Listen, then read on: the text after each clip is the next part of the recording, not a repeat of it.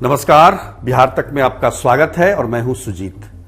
भले ही मुख्यमंत्री नीतीश कुमार पूरे देश में विपक्षी दलों को एकजुट करने में लगे हैं और उसमें उनको सफलता भी मिल रही है, लेकिन बिहार की बात करें तो महागठबंधन सरकार में शामिल जो पार्टियां हैं वो कई मुद्दों पर सरकार के साथ नहीं है। उसका सबसे बड़ा उदाहरण तो शिक्षक बहाली है, जिसमें लेफ्ट पार्टी लगातार विरोध कर रही है, और भी कई ऐसे मुद्दे हैं जिसको ये कहा जा सकता है कि महागठबंधन सरकार के अंदर वो एकजुटता दिखाई नहीं दे रही है। हम पार्टी का भी वही हालत है। हम पार्टी के राष्ट्रीय अध्यक्ष जीतन राम मांझी समय समय पर असंतुष्ट होने का संकेत देते रहते हैं, लेकिन इन सब के बीच बड़े ही चुपचाप तरीके से वीआईपी पार्टी, जिसके राष्ट्रीय अध्यक्ष हैं मुकेश सहनी, उन्होंने एक तरीके से झटका दे दिया है। झटका इस मायने में कहा जाए तो जिस सरकारी आवास में वो रह रहे थे उसको अचानक उन्होंने खाली कर दिया। हालांकि वो ना विधान परिषद के सदस्य हैं अभी, और विधान परिषद के सदस्य नहीं हो तो मंत्री कैसे हो सकते हैं।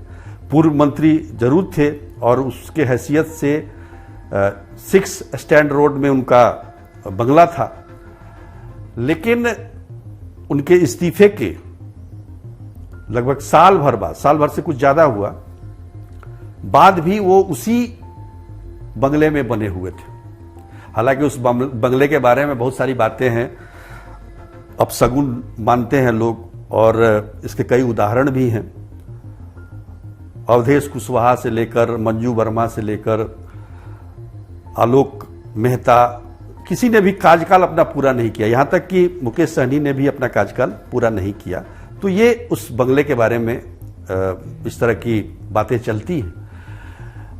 पर यहां झटके वाली बात यह है कि मुकेश सहनी लगातार नीतीश कुमार की तारीफ करते रहे हैं।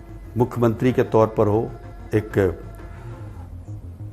पार्टी के मुखिया के तौर पर कहें, लगातार प्रशंसा करते रहे और ऐसा लगता था कि उनका झुकाव नीतीश कुमार या महागठबंधन की तरफ है। लेकिन इसी बीच फरवरी में बीजेपी ने उनको वाई कैटेगरी की सुरक्षा भी दे दी। तब लगने लगा कि फिर कहीं मामला डवाडोल हो रहा है।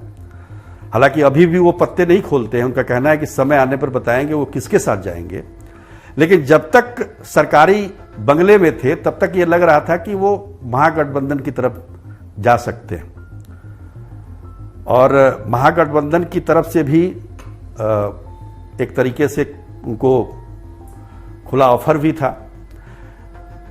पर इस बीच अचानक उन्होंने अपना बंगला खाली कर दिया और बड़े ही चुपके तरीके से बंगले को खाली किया। हालांकि मुकेश सहनी को कई बार लोग ये बताते थे कि भाई ये बंगला ठीक नहीं है, अपशगुन होता है, इसमें रहने से राजनीति में बरकत नहीं होती है। हालांकि उसका उदाहरण वो खुद भी बने, लेकिन मुकेश सहनी इस बात को नहीं मानते थे। पर अचानक उन्होंने बंगला खाली कर दिया। तो बंगले की बात चली है तो बहुत सारे बंगलों के बारे में इस तरह की बात चलती है। 5 देश रत्न मार्ग जो है वो उप मुख्यमंत्री का बंगला। आप याद कीजिए कि 2016 में वो बंगला उप मुख्यमंत्री के लिए चिन्हित किया गया, जिसमें सबसे पहले तेजस्वी यादव रहने आए, लेकिन तेजस्वी यादव ने भी कार्यकाल अपना पूरा नहीं किया। उसके बाद सुशील मोदी आए। सुशील मोदी ने आधा कार्यकाल पूरा किया, लेकिन 2020 के बाद वो उप मुख्यमंत्री भी नहीं रहे और राज्यसभा के सदस्य बन गए। उनकी भी राजनीतिक स्थिति कुछ ठीक नहीं रही। तारकिशोर प्रसाद उप मुख्यमंत्री रहे उसी के बंगले में, लेकिन उन्होंने भी पूरा कार्यकाल नहीं किया, अपना पूरा कार्यकाल पूरा नहीं किया। अब तेजस्वी यादव फिर से हैं उसमें। हालांकि सुनने में आता है कि वो वहां पर रहते नहीं हैं, वो 10 सर्कुलर रोड में ही रात में वहीं चले जाते हैं। दिन में ऑफिस का काम यहाँ पर जरूर करते हैं।